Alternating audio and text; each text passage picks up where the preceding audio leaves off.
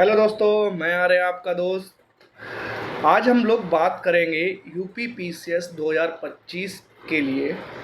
उसका प्रीलिम्स अक्टूबर में होगा, 12 अक्टूबर को होने वाला है। हमारी स्ट्रेटजी क्या रहने वाली है, प्लानिंग कैसे करेंगे हम इस एग्ज़ाम के लिए, तो इस पे आज मैं डिस्कस करूँगा और आप लोगों को बताऊँगा कि यूपी पीसीएस के लिए क्या बुक लिस्ट आप फॉलो करिए। मिनिमम बुक्स से आप इस एग्ज़ाम को क्वालिफाई कर सकते हैं। आपकी स्ट्रेटजी कैसे रहेगी, कैसे आप कवर करेंगे, और नोट्स मेकिंग स्ट्रेटजी कैसे रहेगी उसको भी मैं बता दूंगा। ठीक है, तो मोस्टली आज का जो पूरा जो ये टॉप लेक्चर रहेगा वो प्रीलिम्स ओरिएंटेड ही रहेगा। बीच में मैं आपको वो भी बताऊंगा कि आपको अपने मेंस की भी तैयारी साथ में ही रखनी है। ठीक है, ज़्यादातर बच्चों को यूपी पीसीएस जैसे एग्ज़ाम में प्रीलिम्स में ही दिक्कत आती है, प्रीलिम्स ही क्वालिफाई नहीं होता है। ठीक है, तो आगे की जर्नी उतनी डिफ़िकल्ट हो जाती है। प्रीलिम्स नहीं निकलेगा तो फिर आप मेंस भी नहीं दे पाएंगे। ठीक है, तो आज जो मैं पूरा बताऊंगा किस तरीके से हमें तैयारी करनी है। ठीक है, तो लेट्स बिगिन। और आप लोग मेरे साथ जुड़े रहिए, इस वीडियो को देखिए और ट्राई करिए जो मैं बोल रहा हूँ उसको फॉलो कर लें। ठीक है, तो दोस्तों देखो, यूपी पीसीएस 2025 की स्ट्रेटजी है बुक। तो हम सबसे पहले सब्जेक्ट वाइज सब्जेक्ट आपको बताते जाएंगे किस तरीके से हमें तैयारी करनी है। तो पहला सब्जेक्ट हम ले लेते हैं हिस्ट्री।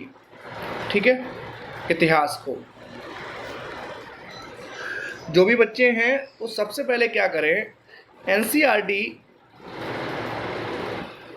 जो न्यू वाली हैं, ठीक है, मैं पुराने पे नहीं जाऊंगा, नई वाली जो एनसीईआरटी है तो उसमें आप लोग देखेंगे 12th क्लास की 3 एनसीईआरटी हैं इतिहास को लेके, 12वें की, first, second and third. First ancient history से कोरिलेट करती है, सेकेंड आपकी मिडिवल हिस्ट्री और थर्ड मॉडर्न हिस्ट्री से। ठीक है, जब आप ये तीनों बुक कंप्लीट कर लेंगे उसके बाद आपको उठाना है घटना चक्र। तो अभी तक जितने भी क्वेश्चन घटना चक्र के आए हैं उन सब के एक शॉर्ट नोट्स बना लेंगे। ठीक है, जो क्वेश्चन आपको नहीं आ रहा है उसका एक शॉर्ट नोट्स बनाते हुए चलेंगे। शॉर्ट नोट्स कैसे बनाने हैं तो मैं आपको थोड़ा ट्रिक बता दे रहा हूँ। जैसे एक क्वेश्चन कोई आया हो, एक क्वेश्चन आया था कि सबसे ज़्यादा शैल चित्र कहाँ से मिले हैं, तो भीमबेटका से मिले हैं। उसमें और भी साइट होंगी, मान लो एक साइट है आपकी बुज्रहोम है। अब आपको बुज्रहोम भी देख लेना है, ये कौन सी साइट है, ये क्यों न्यूज़ में रही होगी, क्यों, मतलब इतिहास में इसका क्या महत्व है। तो न्यूलिथिक साइट है और यहाँ पर गड्ढे खोद कर जो अंदर गर्तावास जैसे आवास मिले थे और इसमें कुत्ते के साथ सबको दफनाने की परंपरा यहाँ पे देखने को मिली थी। इस तरीके आप उसके सारे ऑप्शंस को कवर कर लीजिए। ठीक है, और घटना चक्र जो क्वेश्चन आपको नहीं आ रहा है, जो चीज़ आपको नहीं पता है, उनके शॉर्ट नोट्स बना के रख लीजिए। ठीक है, इतना करने के बाद आप फिर स्पेक्ट्रम को आपको पिक करना है। ठीक है, अब स्पेक्ट्रम किस तरीके से पढ़नी होती है, ठीक है, इसके लिए मैं अलग से एक वीडियो बना दूंगा आप लोगों के लिए। तो जो भी पोर्शन सबसे इंटरेस्टिंग होता है, जो भी आपको लगता है कि हाँ मॉडर्न हिस्ट्री का ये वाला हिस्सा आपको बहुत मज़ेदार लग रहा है, जैसे कि अभी जो चल रहा है कि नेहरू जी और पटेल जी, उनका जो हिस्ट्री है, जो 1947 में जब हमारी कॉन्स्टिट्यूशन असेंबली बनी, कॉन्स्टिट्यूशन बन रहा था, सरकार बने, प्रधानमंत्री बने, उस टाइम की हिस्ट्री आपको लगती है बहुत इंटरेस्टिंग है, तो आप उस वाले पोर्शन को पहले कवर कर लीजिए। ठीक है, तो ये क्या होता है हिस्ट्री में आपको, वो काफ़ी मोटी बल्कि बुक है, तो जो हिस्सा आपको इंटरेस्टिंग लगता है वहाँ से स्टार्ट कर सकते हैं। मुझे जैसे 1857 का जो फर्स्ट इंडिपेंडेंट वॉर थी, ठीक है, प्रथम स्वतंत्रता संग्राम है जो हमारा, मुझे बहुत इंटरेस्टिंग लगता है, कौन कहाँ से लड़ा था, ये चीज़ मुझे मज़ा आता है, तो मैंने वहीं से हिस्ट्री स्टार्ट की, मॉडर्न हिस्ट्री वहीं से स्टार्ट की। ठीक है, इस तरह आप लोग कर सकते हैं। इसके लिए मैं एक छोटा सा स्मॉल वीडियो बना दूंगा, स्पेक्ट्रम को आप किस तरीके से किस सीरीज में आप कवर कर सकते हैं। स्पेक्ट्रम कवर करने के बाद आपका पहला काम होगा कि जो भी क्वेश्चन अभी तक मॉडर्न हिस्ट्री के मेंस में, अब मेंस में पॉइंट ऑफ व्यू से आ जाएंगे, मेंस में जो क्वेश्चंस आए हैं अभी तक, जितने भी आए हैं 2018 से अभी तक जितने क्वेश्चन आए हैं 2023 तक के, इस साल भी कुछ क्वेश्चंस आएंगे 24 तक के लगा लीजिए, जो क्वेश्चन आए हैं मॉडर्न हिस्ट्री से उन क्वेश्चंस के नोट्स बनाइए। ठीक है, फर्स्ट ऑफ ऑल आपका यही काम रहेगा। तो आपके दिमाग में जब आप सेकेंड टाइम स्पेक्ट्रम रीडिंग करेंगे, डेफिनेटली यू हैव आइडिया कि स्पेक्ट्रम से क्वेश्चंस किस तरीके से पूछते हैं आयोग। ठीक है, अब जो भी आपने पढ़ाई कर ली, ठीक है, स्मॉल शॉर्ट नोट्स बनाने हैं तो स्मॉल शॉर्ट नोट्स कैसे बना सकते हैं आप लोग? उसको बनाने के लिए सिंपली है, आप जो क्रोनोलॉजी ऑफ वॉर होती है, जैसे अभी मराठा साम्राज्य के बारे में पूछा था, कौन पहले गद्दी पे बैठा, उनका क्रोनोलॉजी पूछ रहे हैं ना यूपीएससी वाले, यूपीपीसीएस वाले, तो वो क्रोनोलॉजी आपको समझ में आनी चाहिए। ट्रीटीज़ की क्रोनोलॉजी समझ में आनी चाहिए। इंडियन नेशनल मूवमेंट जो जितने भी हुए, कहाँ पे अधिवेशन हुआ, कौन सा अधिवेशन महत्वपूर्ण है, जैसे कराची अधिवेशन है, लाहौर अधिवेशन है, लखनऊ अधिवेशन है, ये बहुत महत्वपूर्ण अधिवेशन थे। ठीक है, उनको एक आप छोटे से 1-2 पेज में बना के रखिएगा, बारंबार आपको रिवाइज करना है। ठीक है, इम्पोर्टेंट पर्सनालिटी, उनके बारे में आप नोट्स बना लीजिए। इतना जब आप कंप्लीट कर लेंगे, ठीक है, तब आपकी हिस्ट्री कंप्लीट हो जाएगी। ठीक है, कंप्लीट हो जाएगी। अब मैं बात करूँगा ज्योग्राफी के बारे में। ज्योग्राफी आपको कैसे कवर करनी है, देखिए, जो बच्चे बिल्कुल इनका अभी स्टार्ट है ज्योग्राफी में, मान लीजिए इनको अभी कुछ भी इन्होंने नहीं पढ़ा है, तो मेरा सजेशन उनको यही होगा कि आप सीधा क्या करिएगा, 6th क्लास की एनसीईआरटी से लेकर 10th क्लास तक की एनसीईआरटी पढ़िएगा पहले। ठीक है, फर्स्ट गो में आप छोटी छोटी एनसीईआरटीज़ हैं, आप इनको कवर कर लीजिए। ठीक है, when we complete 6th to 10th class NCERT, you just to move घटना चक्र। आप घटना चक्र के क्वेश्चंस लगाना स्टार्ट करिए। ठीक है, when we are जब आप घटना चक्र के क्वेश्चंस लगा रहे होंगे, तो जब आप 10th तक की एनसीईआरटीज़ पढ़ लेते हैं, उसके बाद आप लोग क्या करिएगा कि घटना चक्र लगाइए। ठीक है, घटना चक्र लगाएंगे तो बहुत सारे क्वेश्चन आपसे नहीं बनेंगे। ठीक है, मुझसे भी नहीं बने थे, तो आपसे भी नहीं बनेंगे, तो घबराना नहीं। यहाँ पे आपको जस्ट जितने क्वेश्चन आपसे बन रहे हैं प्लीज़ बना लीजिए, जो नहीं बन रहा है उसे छोड़ दीजिए, स्किप कर दीजिए। अभी कोई नोट्स नहीं बनाना है यहाँ पे घटना चक्र का। ठीक है, आप फिर 11th क्लास की एनसीईआरटी स्टार्ट करेंगे, भौतिक भूगोल। ठीक है, फिजिकल ज्योग्राफी जो 11th क्लास की है, फिजिकल ज्योग्राफी और उसके प्रिंसिपल्स हैं, उसको कंप्लीट कर लीजिए। और उसी में एक भारत ज्योग्राफी ऑफ इंडिया जो सेकंड बुक है 11th क्लास की, उसको कंप्लीट कर लीजिएगा। ठीक है, इन दोनों बुक्स को जब कंप्लीट करेंगे, और एक है ह्यूमन डेवलपमेंट, ज्योग्राफी और ह्यूमंस, उनके ऊपर एक 12th क्लास की एनसीईआरटी है। तो मेरा कहना है पहले आप 11th एंड की दोनों एनसीईआरटी कवर करिए और फिर से घटना चक्र पे आइए और देखिएगा जो क्वेश्चंस आपसे नहीं बने थे, उन्हीं क्वेश्चंस की बात करूँगा। जो बन गए थे ठीक है, वो तो उनकी कोई प्रॉब्लम ही नहीं है। अब जो क्वेश्चन आपसे नहीं बने हैं, उन क्वेश्चंस को इसके बिहाफ पर आप सॉल्व करना स्टार्ट करिए। सॉल्व करेंगे, मोस्ट ऑफ द क्वेश्चंस आपके बन जाएंगे और आपको पता लग जाएगा। मेरा पहली बार घटना चक्र कराने का यही रीज़न था, जब पढ़े 11th 10th 12th क्लास की एनसीईआरटी ज्योग्राफी को, तो आपको पता होना चाहिए कि आयोग क्वेश्चन किस तरीके से फ्रेम कर रहा है।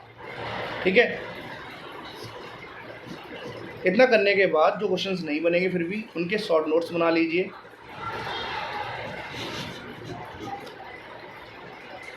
ठीक है, आप केवल इतना काम आपको करना है। और एक बुक और पढ़नी है इसमें, ह्यूमन ज्योग्राफी है, उसको और 12th क्लास की है, उससे पढ़ लीजिए, जहाँ से आपको ह्यूमंस के बारे में और जितने भी जो खनिज हैं और आपकी कौन सी फसल कहाँ होती है इंडिया में, वो कवर हो जाएगा। ठीक है, उससे रिलेटेड बहुत सारे क्वेश्चंस आ जाते हैं। अब अगला काम जो ज्योग्राफी में करना होता है हमें, वो है मैपिंग का। ठीक है, तो जब आप एक बार ये पूरा पढ़ लेंगे तो डेफिनेटली अपने लिए कुछ समय निकालिएगा, तो इसको आप थीम वाइज करिएगा। तो पहले फिजिकल ज्योग्राफी की बात करेंगे हम, फिजिकल मैपिंग की बात करेंगे। फिजिकल मैप होता है, इसमें माउंटेन्स होंगे, रिवर्स होंगी, प्लेट्यू होंगे, ग्रासलैंड होंगे, आइसलैंड होंगे, ठीक है।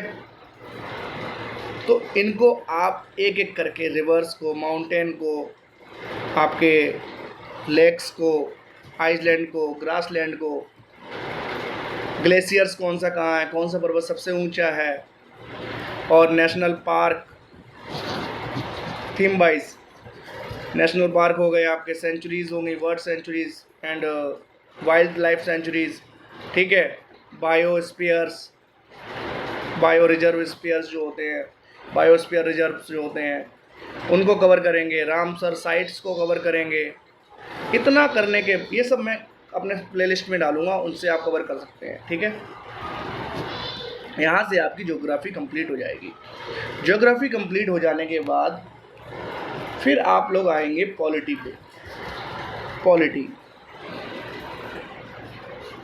तो पॉलिटी स्टार्ट करने के लिए सबसे पहले जिन बच्चों की पॉलिटी, सबकी थोड़ी बेसिक अंडरस्टैंडिंग होती है, भारत का प्रधानमंत्री कैसे चुना जाता है, जिसने भी ग्रेजुएशन की हुई होती है, who was the president India, और उसका इलेक्शन कैसे होता है, नॉर्मली सबको पता होता है, बेसिक अंडरस्टैंडिंग होती है पॉलिटी की, ठीक है। तो मैं क्लास 6, 9, 10 इनकी पढ़ने की के बजाय मैं सीधा बोलूँगा, आप Indian constitution at work 11th class की NCERT है, केवल इसी बुक को आपको कंप्लीट करना है, ठीक है। इस बुक को कंप्लीट करेंगे जैसे ही, आप उसके बाद सीधे घटना चक्र पे जाएंगे और घटना चक्र के क्वेश्चंस लगाने स्टार्ट करेंगे। जो क्वेश्चंस आपसे लग जाएंगे ठीक है, जो नहीं लगेंगे उसके शॉर्ट नोट्स बना लेंगे। उसके शॉर्ट नोट्स बनाने के बाद फिर आप लक्ष्मीकांत को पढ़ना स्टार्ट करेंगे। अब इसके पीछे रीज़न क्या है, लक्ष्मीकांत शॉर्ट नोट्स की ही तरह है, ठीक है।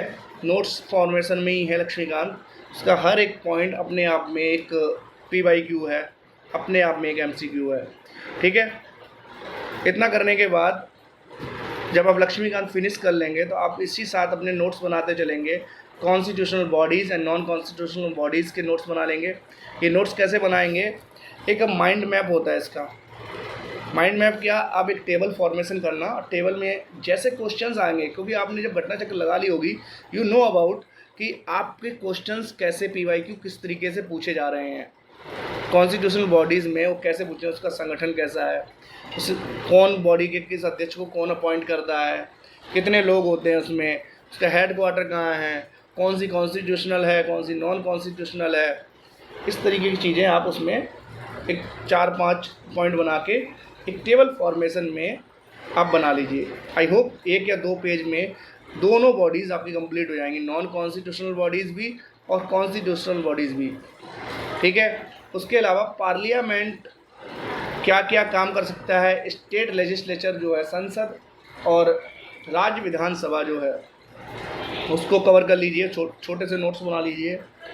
फंडामेंटल ड्यूटीज़ पे, उसके अलावा DPSP पे, फंडामेंटल राइट्स पे, और मैं एक प्रीएम्बल लिखना भूल गया यहाँ पे, उसके भी आपको छोटे से नोट्स बना के रखने हैं, ठीक है।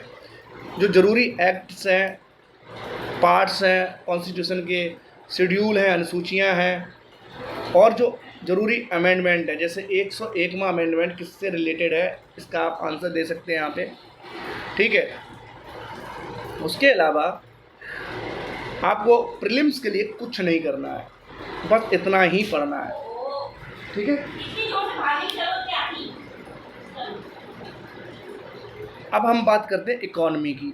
तो अभी रिसेंट में देखा गया है इकॉनमी से बहुत सारा क्वेश्चंस नहीं आते हैं, फिर भी आपको इकॉनमी बहुत अच्छी करनी है, जिन बच्चों की वीक रहती है।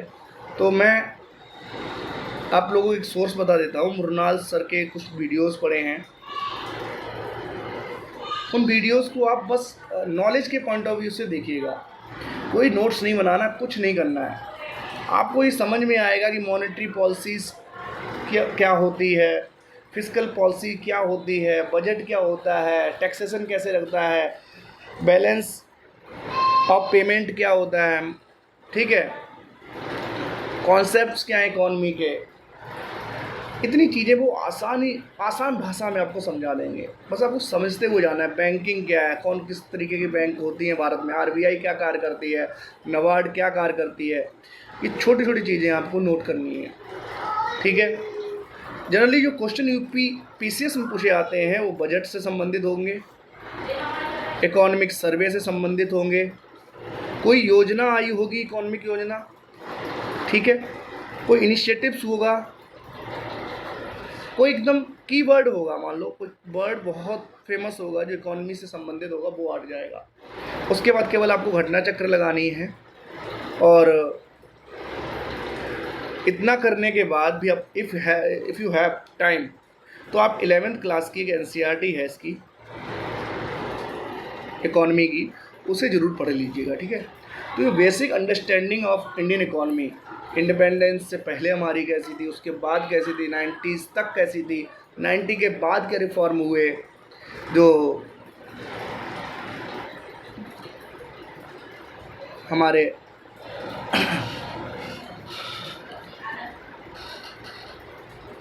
इन सबको आपको आसानी से आपके समझ में आ जाएगा। उसके अलावा साइंस में आप लोग क्या करिएगा, बायोलॉजी से संबंधित ह्यूमंस बॉडी के जो पार्ट्स होते हैं उनके बारे में समझ लीजिए, विटामिन्स के बारे में समझ लीजिए, जो बीमारियां होती हैं उनसे संबंधित कुछ क्वेश्चंस आते हैं, विटामिन्स किस विटामिन की कमी से क्या बीमारी हो जाती है, ये क्वेश्चंस आते हैं, कौन डिजीज़ क्या होती है, किस रीजन से होती है, ठीक, इस तरह क्वेश्चंस आ जाते हैं।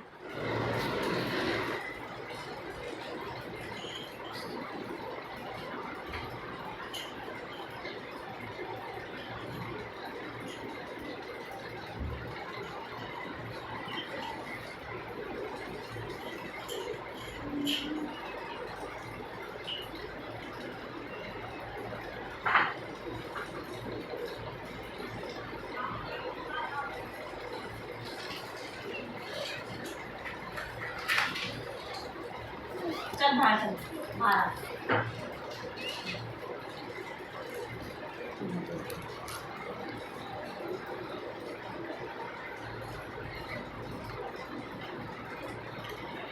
इन्वायरमेंट के लिए आप देखें, यहाँ पे आप लोग क्या करिएगा, ओनली आईएएस पे रिसोर्सेज फ्री ऑफ कॉस्ट पड़े हुए हैं।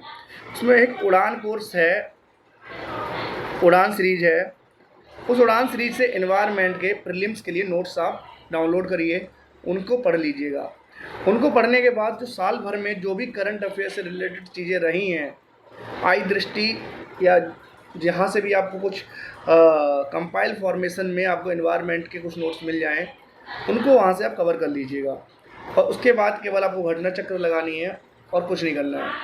तो इस तरीके से आप पूरा प्रीलिम्स के लिए तैयारी कर सकते हैं। नेक्स्ट वीडियो जो मैं बनाऊंगा वो वीडियो स्पेशली रहेगा मेंस की तैयारी कैसे करें। तो जनरली 2 बुक मैंने आपको बताई इसमें, स्पेक्ट्रम एंड लक्ष्मीकांत। जब आप ये 2 बुक्स पढ़ लेंगे तो फर्स्ट पेपर जीएस फर्स्ट और जीएस सेकंड का मोस्ट ऑफ द कोर्स आपका कवर हो चुका होगा, ठीक है। फिर भी मैं सेकंड वीडियो बनाऊंगा जहां पर मैं डिस्कस करूंगा कि हमें मेंस की तैयारी कैसे करनी है, ठीक है। तो आई होप आप लोगों को ये वीडियो पसंद आएगा और आपके लिए काफ़ी बेनिफिट होगा इस वीडियो से। Thank you so much.